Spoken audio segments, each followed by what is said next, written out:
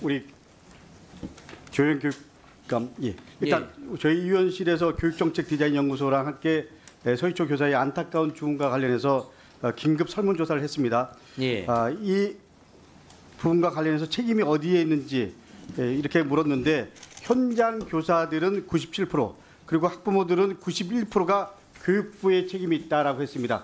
우리 이조 장관, 이 설문 결과에 대해서 어떻게 생각합니까? 네, 겸허하게 받아들이겠습니다. 교육부가 가장 상위 부서로서 책임이 있다고 생각합니다. 좀 전에 우리 교육감께서도 공식적으로 사과했는데 이조 장관도 공식적으로 사과해야 되는 거 아닌가요? 네, 이번 안타까운 일에 대해서 전적으로 그 교육부 비롯한 교육계의 책임이 크다고 생각하고요. 공식적으로 사과한 거죠? 네.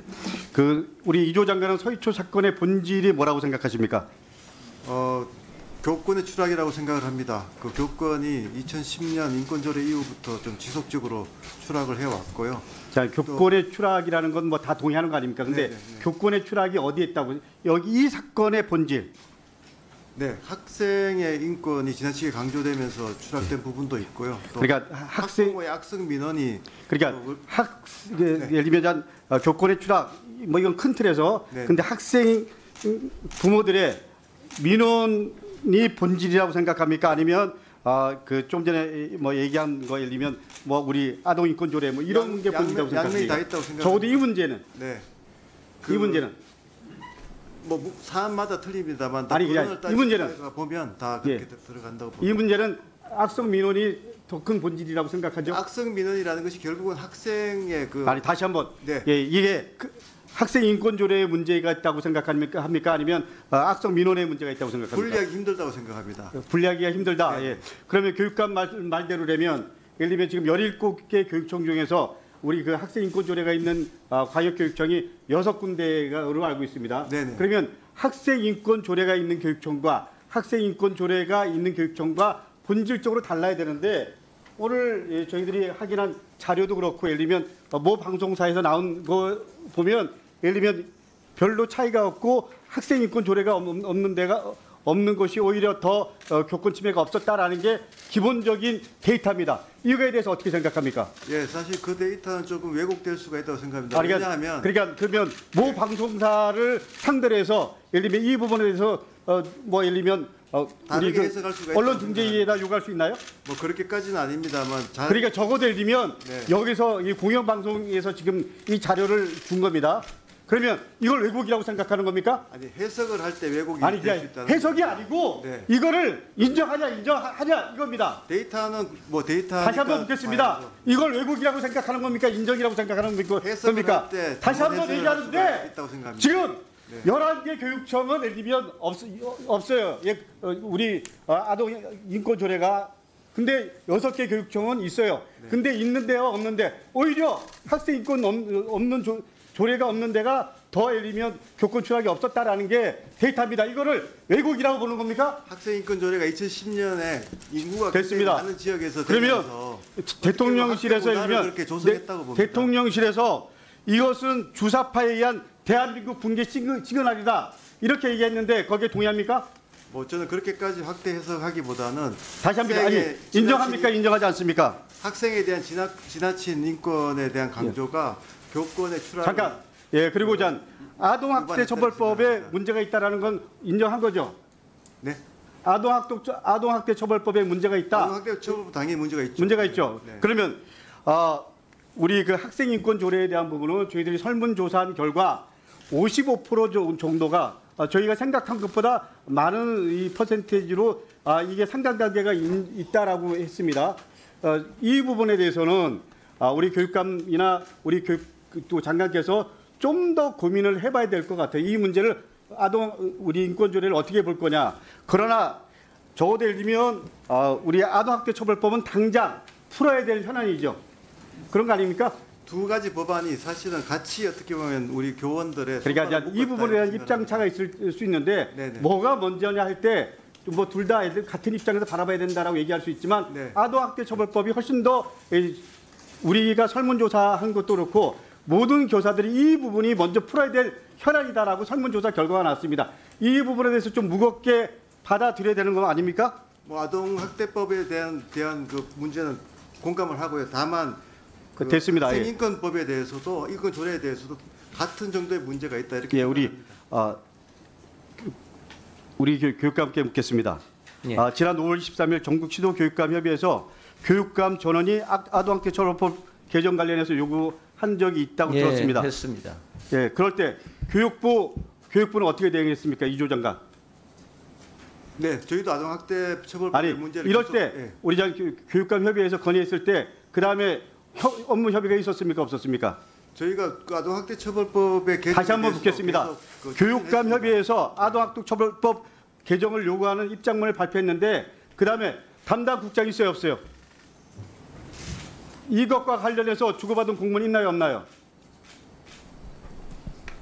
저희 교육부 책임교육지원관 고영정입니다. 예. 교육부도 아동학대 아니, 처벌법에 이것과 대해서는 관련해서 그 다음에 피드백이 어떻게 됐습니까? 얘기해 보십시오. 그 교육감청회에서 협의가 되면 다시 교육부로 한번 안건이 넘어오게 돼 있습니다. 주고받은 공문이나 협의가 있었나요, 없었나요? 교육감 협의회에서 다시 한번 주고받은 공문이나 협의가 있었어요, 없었어요? 저희도 같은 입장입니다. 그러니까 있었어요, 없었어요? 그만. 없었죠? 예, 됐습니다. 예. 지금 장관, 네네. 지금 국장은 없었다라고 얘기한 겁니다. 장관 어떻게 생각해요? 교육감 협의회에서 이렇게 공식적으로 교육부도 일관된 생각이었기 때문에요. 생각과 교육부가 협의, 적어도 피드백 다른 이런 게 전혀 없었다라는 거는 말이 안 되는 거잖아요. 그러니까 국민들이 현장 교사들이 97%가 장관 교육부한테 책임 있다라고 얘기하는 거 아닙니까? 예. 의원님 저 보충 설명 좀 드려도 될까요? 일단 됐습니다. 네, 설명. 예. 그다음에 그 몇 가지 좀 정책 제언 하겠습니다. 저는 우리 안민석 의원님이 얘기한 네네. 1분만 더. 예. 그 기간제 교사에 대한 부분은 어떻게 되는 겁니까? 기간제 교사는 이 정책의 대상입니까, 아닙니까? 기간제 교사도 당연히 보호돼야 된다고 생각을 합니다. 예, 당연히 보호해야 될 대상이죠. 네네. 예, 그렇게 생각하면 되죠. 그리고 교육청 차원에서 교권 관련돼서 교사가 소송을 당했을 시에 변호사 포함해서 지원을 해야 된다. 어떻게 생각합니까? 그 기간제 교사도 교사와 함께 보호돼야 된다는 말씀이시죠? 예, 좋습니다. 그리고 학교 내의 학폭 개념으로 좀 바꾸는 데에서 전향적으로 검토할 필요 있다. 어떻게 생각하십니까? 네, 저희도 그런 제안을 받았고요. 검토 중에 있습니다. 예, 그리고 교사 연락처 비공개 그리고 일가 후 교사 연락 금지 이 부분에 대해서 좀 적극적으로 고민해야 된다. 어떻게 생각합니까? 네, 검토 중입니다. 예, 네. 적극적으로 검토할 수 있습니까? 그렇게 하겠습니다. 예, 이상입니다. 예, 강득구 의원님 고생하셨습니다. 다음에는 국민의힘의 권은 의원님 질의하시겠습니다. 우리 이조 장관님, 네. 제가 설문조사한 것도 그렇고요. 현장에서 만나본 교사들의 대체적인 의견은 교권과 학생인권조례가 시도관계가 아니라는 겁니다. 우리 이조 장관께서 어떻게 생각하세요? 네, 또 뭐 교총이나 또 교육개발원이 한 설문 조사를 보면 또 상당히 관련이 크다는 결과도 있습니다. 예, 설문 편차도 있지만 네. 그 편차와 연동해 생각할 수도 있지만 교권과 학생 인권 조례는 예를 들면 교권이 올라가면 학생 인권이 내려가고 이런 건 아니라는 거죠. 네, 학생 그런 건 아닌가요? 네, 우리 지금 교육감 장관님 말씀도 그런 거 아닌가요? 네, 학생 인권 조례가 아니고 학생 인권 아니 다시 한번 얘기하지만 네, 그 교권과 학생 인권 조례는 예를 들면 반비례 관계가 아니라는 거죠. 네, 좀 전에 네. 말씀의 요지도 그런 거 아닙니까? 맞습니다. 예. 그리고 우리 교육감님. 예. 교육감님도 오늘 말씀하신 거 보면 많이 좀 중도로 이동하신 것 같은데 교권과 학생 인권 조례가 시도관계가 아니다 이런 부분에 대해서 동의하는 거 아닙니까? 예, 당연히 예.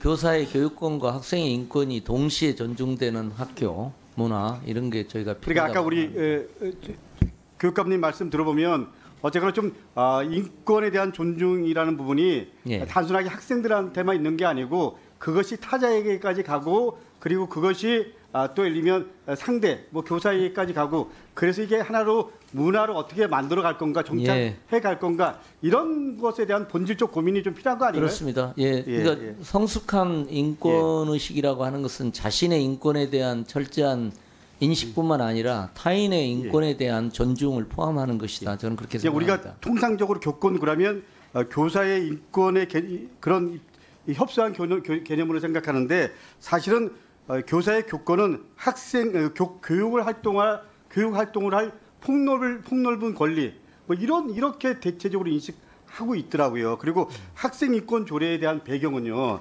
사실은 그 당시에 가장 큰 이슈가 뭐였냐면요. 두발 자율화 그리고 학생 체벌이었습니다. 이조 장관 아시나요? 네, 그 당시에. 네. 제가 그 당시에 도의원에서 이 내용을 좀 압니다. 네. 김상곤 교육감 때였습니다. 예. 근데 예를 들면 지금 학생 인권 조례를 폐지한다고 해서 학생 체벌을 다시 할 수가 없잖아요. 그런 거 아닌가요? 네, 그래서 그런 거 아니잖아요. 사실은 예, 뭐 예, 앞에서 예. 조혜 그리고 예를 들면 말씀하셨습니다만 시대가 바뀌었기 때문에 규제할 수는 없는 거잖아요. 네. 그렇지만 오늘 두 분이 한 얘기 그리고 우리 의원님들이 한 얘기를 들어보면 어쨌거나 학생 인권 조례에 대한 전반적인 예를 들면 여태까지 기존의 학생 인권 조례는 그 권한만 좀 강조했다면 맞습니다. 예. 책무에 대한 고민도 좀 해야 된다. 네. 이런 것들은 나는 좀 사회적 합의가 필요하다고 생각합니다. 네. 우리 감님도 그런 입장에서 동의하시죠? 예, 그렇습니다. 우리 네, 정비가 돼야 동의하시죠? 된다. 그렇게 그리고 또 생각합니다. 네. 제가 이태규 의원님 사회적 타협 합의 이런 것들에 대한 좀 큰 틀에 여야 진보 보수 떠나서 좀 나름대로 적극적 고민들 해볼 필요가 있다고 생각합니다.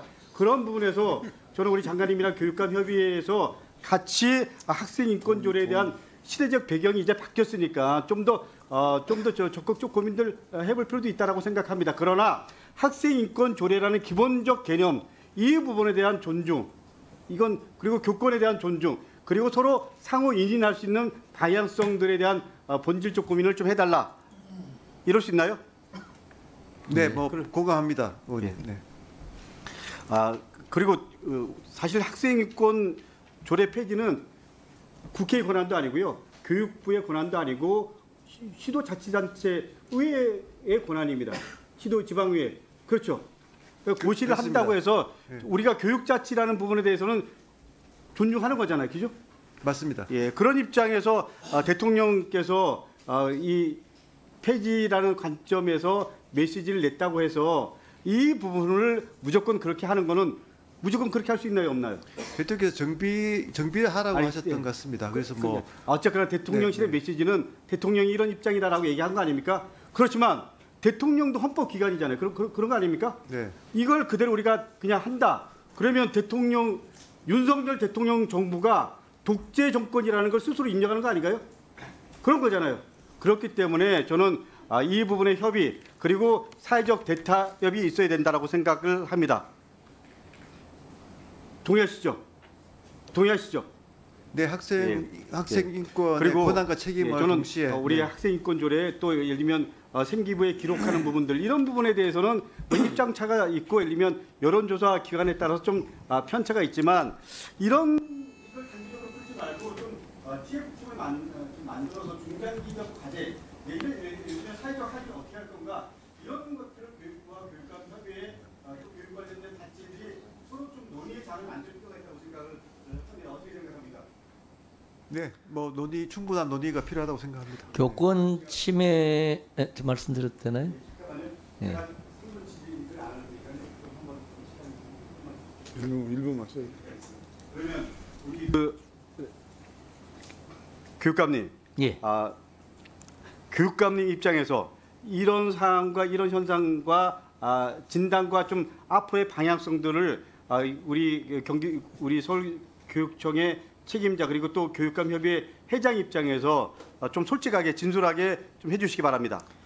저는 교권 침해의 생기부 기재를 둘러싸고도 저는 시도교육감 협의하고 교육부가 어떤 그 수기 테이블을 저는 만들 수 있다고 생각합니다. 그러니까 생기부 그 기재를 하려고 하는 입장에서 보면 교권 체계의 심각성을 어떻게 보면 법적으로 이렇게 명문화하자는 문제의식이 있고요. 저희가 생기부 기재를 반대하는 것은 그것이 가져올 부작용에 대한 큰 우려거든요. 그러니까 그 두 문제의식을 가지고 저는 수기 테이블을 해서 한번 논의를 할 수 있지 않을까. 이걸 성급하게 바로 이렇게 법제화하는 방식보다는 이조 장관님께서 지금 우리 교육감한테 하신 얘기랑 일맥상통하는 부분이 있는 것 같습니다. 그러니까 수립 테이블을 갖고 같이 논의해 볼 수 있죠? 네, 충분히 뭐 그 같이 함께 좀 고민하고요. 그렇지만 좀 지금 워낙 이게 시급한 사안이니까 좀 시간을 마지막으로 좀 정리하겠습니다. 교권 회복이라는 게 교사가 교육 활동을 하는데 위축되고 위협받지 않도록 안전장치를 좀 만들어주는 거잖아요. 그죠? 이런 관점에서 좀 교육부와 교육감 협의회 그리고 사회적 구조로 좀 구체적으로 큰 틀에서 좀 합의를 만들 수 있도록 그리고 또 예를 들면 긴급안전한 좀 더 중장기적 고민 이런 것들에 대한 우선순위 어떻게 할 건가 이런 물질적 고민 그리고 프로세스를 만들어서 빨리 좀 만드는 게 교사들의 요구일 거고요. 국민들의 요구일 겁니다. 그럴 수 있나요? 네, 뭐 마음을 열고 그 충분히 대화해서 좋은 안을 만들겠습니다. 네. 예, 그렇습니다. 예, 그런 안들을 만들겠습니다. 예, 강덕구 의원님 고생하셨습니다. 다음에는 존경하는 권은희 의원님 질의하시겠습니다.